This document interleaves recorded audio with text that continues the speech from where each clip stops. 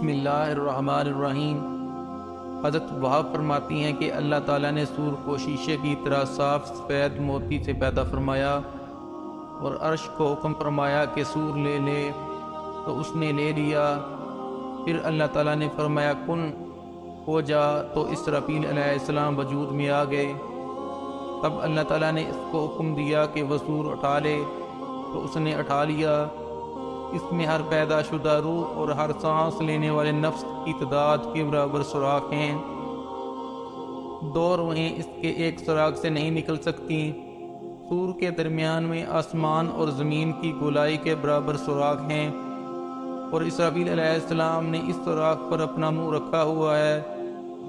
پھر اللہ تعالیٰ نے اس سے فرمایا کہ میں نے تجھے سور کے سپرد کیا ہے، پس تو پھونکنے اور چیخنے پر مقرر ہے۔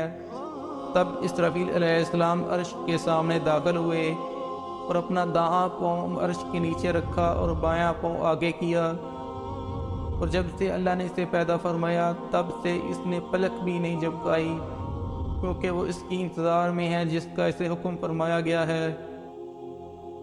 اس حدیث سے معلوم ہوتا ہے کہ جس سور کے سوراخ پر حضرت اسرافیل علیہ السلام کا منہ مبارک ہے، وہ سوراخ آسمان اور زمین کی گولائی کے برابر ہے۔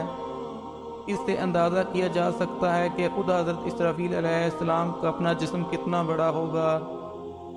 حضرت ابو سعید خضری فرماتے ہیں کہ رسول اللہ صلی اللہ علیہ وسلم نے فرمایا، میں کس طرح آسودہ حال ہو جاؤں جبکہ سور والے نے اپنے سینگ کو منہ میں لیا ہوا ہے، اپنے ماتھے پر بل ڈال دیا ہے اور اپنے کان متوجہ کر دیے ہیں، اور انتظار کر رہا ہے کہ کب اسے حکم دیا جاتا ہے تاکہ وہ پھونک مارے۔ تو صحابہ اکرام نے عرض کیا، اے رسول اللہ صلی اللہ علیہ وسلم، تو پھر ہم کیا کہیں؟ آپ نے فرمایا، تم کہو ہمیں اللہ کافی ہے، وہی بہتر کار ساز ہے، ہم نے اللہ پر بھروسہ کیا۔ حضرت اسرافیل علیہ السلام کی دونوں آنکھیں چمکدار ستاروں کی طرح ہیں۔ حضرت ابو ہریرہ فرماتے ہیں کہ رسول اکرم صلی اللہ علیہ وسلم نے ارشاد فرمایا، بلا شبہ حضرت اسرافیل علیہ السلام جب سے سور پھونکنے پر مقرر ہوئے ہیں تب سے تیار ہیں۔ حضرت ابو امامہ فرماتے ہیں کہ رسول اللہ صلی اللہ علیہ وسلم نے فرمایا، حضرت اسرافیل علیہ السلام کا نام عبد الرحمن ہے۔ حضرت ابو ہریرہ سے مروی ہے کہ ایک یہودی نے کہا، اے رسول اللہ، اس فرشتے کے متعلق بتلائیں جو خدا کے زیادہ قریب ہے۔ آپ نے فرمایا، جو فرشتہ اس کے قریب ہے وہ اسرافیل ہے، پھر جبرائیل علیہ السلام، پھر میکائیل علیہ السلام، پھر موت کا فرشتہ۔ جبرائیل علیہ السلام اسرافیل علیہ السلام کے دائیں طرف ہیں اور میکائیل علیہ السلام بائیں طرف۔ حضرت اسرافیل سے زیادہ اللہ تعالیٰ کے قریب کوئی شے نہیں ہے۔ ان کے اور اللہ تعالیٰ کے درمیان 7 پردے ہیں، ان کا ایک پر مشرق میں ہے اور دوسرا مغرب میں، تیسرا 7ویں زمین میں، اور ایک پر ان کے سر کے پاس ہے۔ انہوں نے اپنا سر اپنے پروں کے درمیان جھکایا ہوا ہے۔ جب اللہ تعالیٰ کوئی حکم فرماتے ہیں تو جن لوگوں پر اللہ تعالیٰ کا حکم ہوتا ہے حضرت اسرافیل علیہ السلام کے قریب آ جاتی ہیں، تو اسرافیل علیہ السلام اس کو ملاحظہ فرما لیتے ہیں۔ پھر حضرت جبرائیل علیہ السلام کو پکارتی ہیں تو وہ جواب دیتے ہیں۔ پس جو فرشتہ حضرت اسرافیل علیہ السلام کی بات سنتا ہے تو امر وقوع قیامت یا عظمت خداوندی کی وجہ سے اس کی چیخ نکل جاتی ہے۔ جب ان کو ہوش آتا ہے تو وہ عرض کرتے ہیں، آپ کے رب نے کیا ارشاد فرمایا ہے؟ تو حضرت جبرائیل علیہ السلام اور اسرافیل علیہ السلام فرماتے ہیں، اللہ نے حق فرمایا ہے اور وہ سب سے بلند اور سب سے بڑا ہے۔ اور سور کا فرشتہ جو سور پھونکنے کے متعلق مقرر ہے، اس کے 2 قدموں میں سے ایک قدم 7ویں زمین میں ہے، اور اس نے اپنے گھٹنے ٹیکے ہوئے ہیں، بلکہ اپنی نگاہ کا تار باندھا ہوا ہے۔ جب سے اللہ نے اس کو پیدا کیا ہے کبھی پلک نہیں جھپکائی، وہ دیکھ رہا ہے کہ کب اللہ اس کو اشارہ دے اور وہ سور پھونک دے۔ امام اوزاعی فرماتے ہیں کہ جب حضرت اسرافیل علیہ السلام تسبیح کہتے ہیں تو عثمان کا فرشتہ ان کی خوش الحانی کی وجہ سے تسبیح سننے کے لیے اپنی نماز روک دیتا ہے۔ حضرت سعید بن جبیر سے مروی ہے کہ ہمیں یہ بات پہنچی ہے کہ اسرافیل علیہ السلام آسمان والوں کے موزن ہیں، یہ 12 گھڑی دن میں اور 12 گھڑی رات میں اذان دیتے ہیں۔ ہر گھڑی میں 2 اذانیں ہوتی ہیں۔ اس کی اذان کو 7 آسمانوں اور 7 زمینوں والے سنتے ہیں، مگر جنات اور انسان نہیں سنتے۔ پھر ان میں سے ایک بڑا فرشتہ آگے بڑھ کر ان کی امامت کرتا ہے۔ ساتھ یہ بھی فرمایا کہ ہمیں یہ بات بھی پہنچی ہے کہ حضرت میکائیل علیہ السلام بیت المعمور میں فرشتوں کی امامت کرتی ہیں۔ ابن ابی جعلہ اپنی سند سے روایت کرتے ہیں کہ سب سے پہلے روز قیامت حضرت اسرافیل علیہ السلام کو پکارا جائے گا اور اللہ تعالیٰ فرمائیں گے تو نے میرا عہد پیغام پہنچایا تھا؟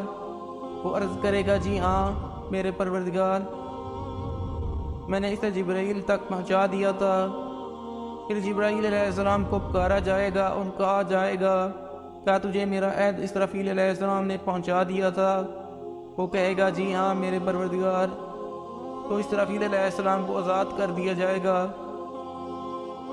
پھر جبرائیل علیہ السلام سے فرمائیں گے اے جبرائیل تو نے میرے عہد کے ساتھ کیا کیا؟ وہ عرض کرے گا اے میرے پروردگار، میں نے اسے آپ کے رسولوں تک پہنچا دیا تھا۔ پھر رسولوں کو بلایا اور فرمایا جائے گا کیا جبرائیل نے آپ تک میرا پیغام پہنچا دیا تھا؟ وہ عرض کریں گے جی ہاں۔ تو جبرائیل علیہ السلام کو بھی آزاد کر دیا جائے گا۔ حضرت ابو سنان فرماتے ہیں کہ اللہ تعالیٰ کے سب سے زیادہ قریب لوح ہے جو عرش کے ساتھ لٹکی ہوئی ہے۔ بس سب سے پہلے روز قیامت جس کا حساب ہوگا وہ لوح ہوگی۔ جب اسے بلایا جائے گا تو اس کے سب جوڑ کانپتی ہوں گے۔ اسے کہا جائے گا کیا تو نے میرے احکام پہنچا دیے تھے؟ وہ عرض کرے گی جی ہاں۔ تو کہا جائے گا تیرے حق میں کون گواہی دے گا؟ تو عرض کرے گی اسرافیل۔ تو اسرافیل علیہ السلام کو بلایا جائے گا، اس کے بھی سب جوڑ کانپتے ہوں گے۔ اس سے بھی کہا جائے گا کیا تجھے لوح نے میرے احکام پہنچا دیے تھے؟ جب وہ عرض کریں گے جی ہاں تو لوح کہے گی سب تعریفیں اس اللہ کی ہیں جس نے مجھے برے عذاب سے نجات عطا فرمائی۔ اسی طرح سے سوال ہوتا چلا جائے گا۔ اس حدیث میں آیا ہے کہ سب سے پہلے لوح کو پیش کیا جائے گا، اور پچھلی میں آیا ہے کہ سب سے پہلے اسرافیل علیہ السلام کو پیش کیا جائے گا۔ ان دونوں میں موافقت یہ ہے کہ باقی مخلوقات سے پہلے ان سے سوال ہوگا، پھر ان دونوں میں سب سے پہلے لوح سے سوال ہوگا، اور لوح سے مراد لوح محفوظ نہیں ہوگی، کیونکہ اس حدیث میں یہ آیا ہے کہ جس حکم کا اللہ تعالیٰ ارادہ کرتے ہیں وہ حکم اس لوح میں لکھ دیتے ہیں، اور اگر وہی لوح محفوظ مراد لی جائے تو پھر مطلب یہ ہوگا کہ جس حکم کا اظہار کا اللہ تعالیٰ ارادہ فرماتے ہیں اسے اسرافیل علیہ السلام کے سامنے لوح محفوظ کے ذریعے اظہار کر دیتے ہیں، جبکہ لوح محفوظ میں موجود باقی احکام مخفی رکھے جاتے ہیں۔ حضرت زمرہ فرماتے ہیں کہ مجھے یہ بات پہنچی ہے کہ حضرت آدم علیہ السلام کو سب سے پہلے حضرت اسرافیل علیہ السلام نے سجدہ کیا تھا۔ اس کے انعام میں اللہ تعالیٰ نے قرآن کریم کو ان کی پیشانی پر تحریر کرایا۔ حضرت ابن عمر فرماتے ہیں کہ رسول اکرم صلی اللہ علیہ وسلم کی خدمت میں کچھ جماعتیں حاضر ہوئیں اور عرض کیا اے رسول اللہ، ابو بکر کا خیال ہے کہ نیکیاں اللہ کی طرف سے ہوتی ہیں اور برائیاں بندوں کی طرف سے، اور عمر فرماتے ہیں نیکیاں اور برائیاں سب اللہ کی طرف سے ہوتی ہیں۔ ایک جماعت ان کی پیروی کر رہی ہے اور ایک جماعت ان کی۔ تو رسول اللہ صلی اللہ علیہ وسلم نے ارشاد فرمایا میں تمہارے درمیان جبرائیل اور میکائیل علیہ السلام کے درمیان اسرافیل علیہ السلام جیسے فیصلے کی طرح فیصلہ کروں گا، وہ یہ کہ میکائیل علیہ السلام نے ابو بکر جیسی بات کہی تھی اور جبرائیل علیہ السلام نے عمر جیسی۔ پس جبرائیل علیہ السلام نے میکائیل علیہ السلام سے فرمایا ہم تو ایسے ہیں کہ جب آسمان والوں میں اختلاف ہوتا ہے تو زمین والوں میں اختلاف ہوتا ہے، ہمیں چاہیے کہ ہم اسرافیل علیہ السلام کے پاس فیصلہ لے جائیں۔ وہ اپنا فیصلہ ان کے پاس لے گئے تو انہوں نے ان دونوں کے درمیان یہ فیصلہ کیا کہ حقیقت میں تقدیر اچھی ہو یا بری، میٹھی ہو یا کڑوی، سب اللہ کی طرف سے ہے۔ اے ابو بکر، اگر اللہ تعالیٰ ارادہ کرتے کہ نافرمانی نہ ہو تو ابلیس کو نہ پیدا نہ فرماتے۔ تو حضرت ابو بکر نے فرمایا اللہ اور اس کے رسول نے سچ فرمایا۔ والحمدللہ رب العالمین۔